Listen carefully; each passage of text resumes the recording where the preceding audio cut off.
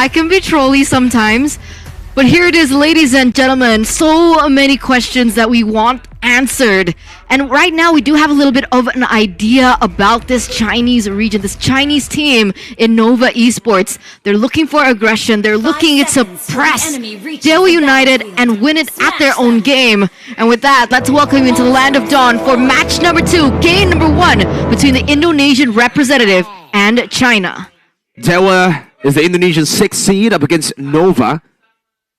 This is going to be interesting. Mei and Ziri in the mid lane. Victor and Lanaya just going for opposite routes here. They're going to be able to meet up in towards the bottom side of the map. Lanaya having a better time on this Joy, clearing earlier on. And for the emblems, looking at it, still pretty normal. The only thing that I want to point out is Lanaya, this time with the changes to the Joy, we're actually seeing more lethal ignition compared to the Mpl Rage that was already very, very popular earlier in Mpl Indonesia and even Mpl Philippines. I mean, technically, there was a nerf towards Mpl Rage, like a slight nerf, right? So maybe that does warrant the change, but we can see that they are looking for a little bit more damage. Let's see, despite the nerfs coming in from the Joy, if she's actually still a viable choice in the jungle.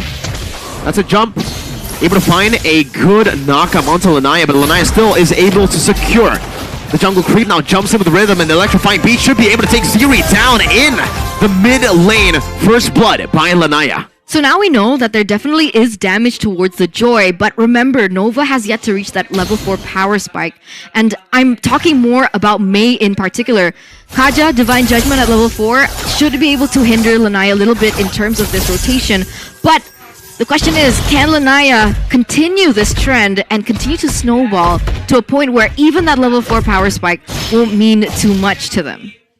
We'll have to see right now, because when it comes down to both these teams, that level 4 power spike should be good actually for Dewa United coming into the first turtle, right? Joy's already hit it a bit earlier, but when it comes to just securing the neutral objective, it should be the Violet Requiem that has a little bit of an advantage, unless Lanaya just jumps in with electrifying beats to stun or to zone a Victor away.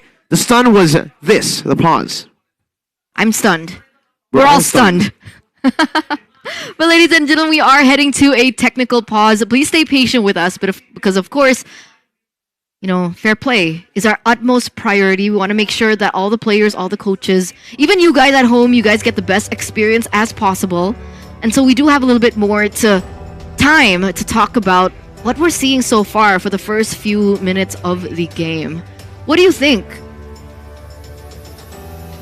Early on, it's already a very great start for Dewa United, for Joy especially, a hero that needs to get a snowball going for him early in the early game. The fact that he was able to get a solo, a first blood early was already a good move, but for Nova, you can definitely see the rustiness, right? You can definitely see that they are rookies in the international stage. Maybe the pressure is getting to them, but the fact that they overstepped against a Joy who already hit level 4 was an interesting maneuver.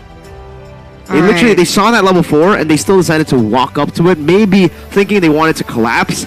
I don't know if it was miscommunication or just purely a micro mistake from walking up there. So what can we expect in the next few minutes, especially around the turtle?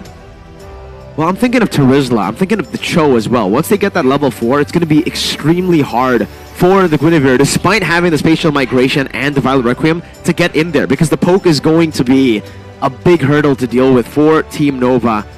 And even in the mid lane, right, the Kaja has to wait for that level 4, but it's not as dynamic as the Cho. The Cho, even level 1 to 3, can put some pressure down with that Jeet Kune Do, and with the Shunpu, can get out with the anti-CC.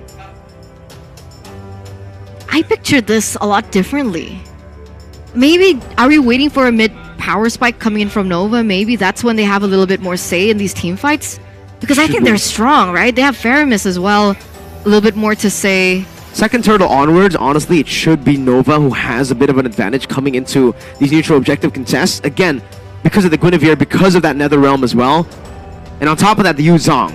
But early on, the Terizla should be able to get lane dominance, and even in that mid lane, the Lilia is a very good clearer. And on top of that, the Joy, who got first blood. And now we're getting to witness that. Let's see if the first turtle, yes, goes exactly as expected. It's Dewa who find a lot of kills. And even the turtle on top of that. Second minute of the game is a 4-0 start for Dewa. What in the world happened? 3 minutes in, already 4-0. Nova has yet to find a pick off a kill of their own. Dewa United with a 2k gold lead. It looks like they're controlling better. Much better. You guys, like you mentioned earlier on. It's all about getting to that level 4, and unfortunately, Dewa should be able to hit that level 4 a bit earlier because of these matchups, right? The Terizla into the Yuzong, pre-level 4, the Terizla should have a big advantage in the way he can clear and in the way he can actually just zone the Yuzong away, and that's probably what happened once we got into the game, and a big fight just happened as well. Lanaya already a level ahead of Mei, or Victor, who's on a utility jungler return. This is definitely not the outcome that I was expecting.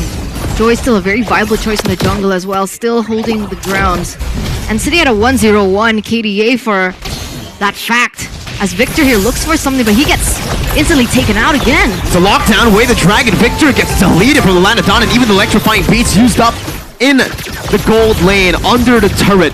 Doesn't have to zone Guoguo and Mei away. You can see some glooms being placed down, and Dewa United do not want to give up on this dive. You can still see Watt just pressuring Guoguo. Mei and Ziri completely zoned away, and Guoguo's isolated. Lanaya is getting the stacks down with the rhythm. Meanwhile, Yuzong rotating from the XP lane, now going to be locked down with the Jeet Kune Do, but has that Black Dragon form to play it a bit safer to disengage. Ooh, what an engage coming in from Dewa United.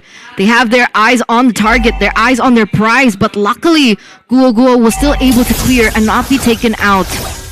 But at this point, with all that pressure coming through from Dewa United, it looks like they are going to be able to convert that pressure over to the next neutral objective, where it doesn't look like Nova.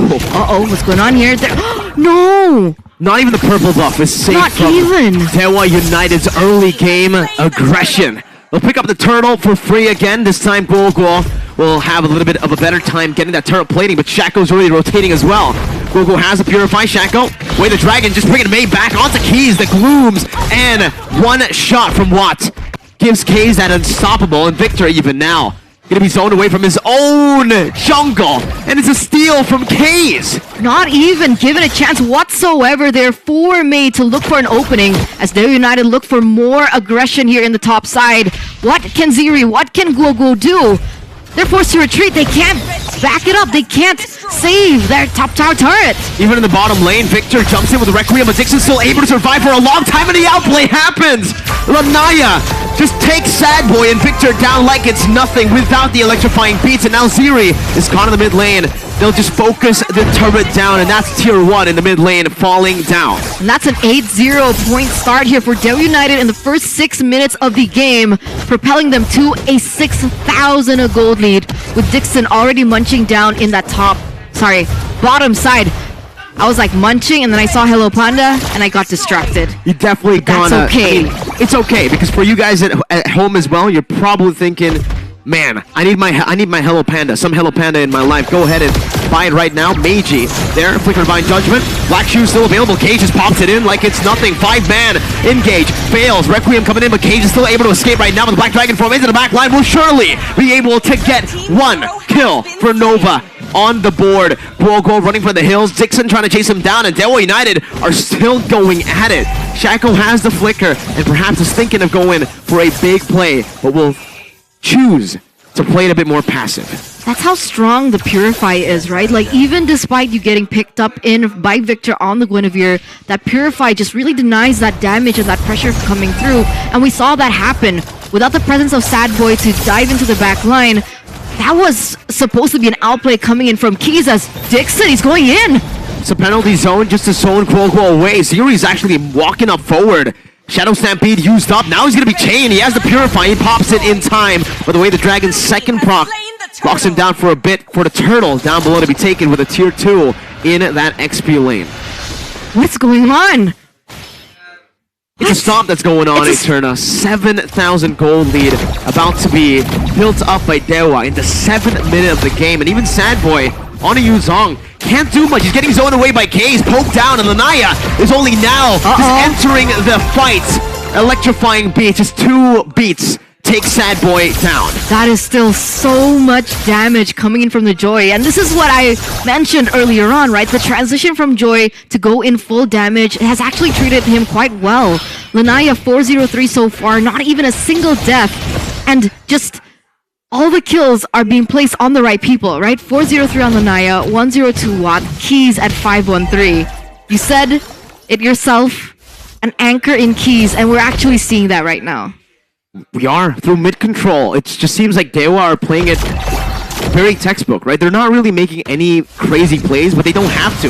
Nova are playing it very safe at this point of the game. 7.3k gold lead built up for Dewa. 10-1 in the 8th minute of the game. It's an 8k gold lead.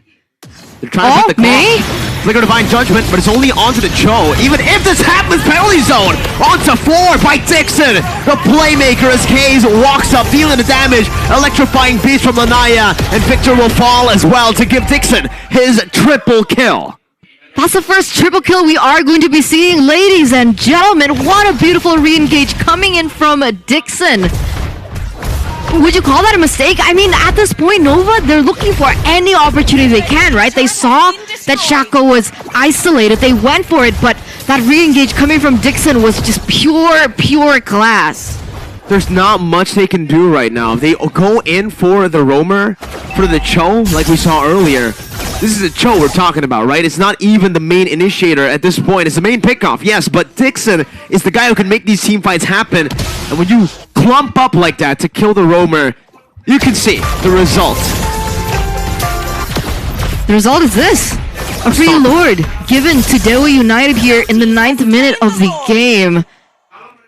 And it's looking tough. I mean, is there a certain power spike that we should be looking out for? Does Guo still have a chance to come back in this game? Or is it just Dewa United winning this? I mean, at this point, I feel like even for Nova, yes, obviously there's going to be a power spike that they're waiting for here. Probably the Irithel, and well, technically everybody's yet to hit their power spike because of how behind they are so far in the game. But at this point, they won't even be able to rely on their power spike. They're going to have to rely on Dewa to make a mistake, to make a blunder, maybe diving a bit too much into the base and giving Nova a few shutdowns for them to get to those item power spikes, or just defend. Both seem very hard to do right now with Dewa's dive composition with good wave clear. And with the Bruno able to siege down these turrets quite well, Nova will have to pray for a miracle.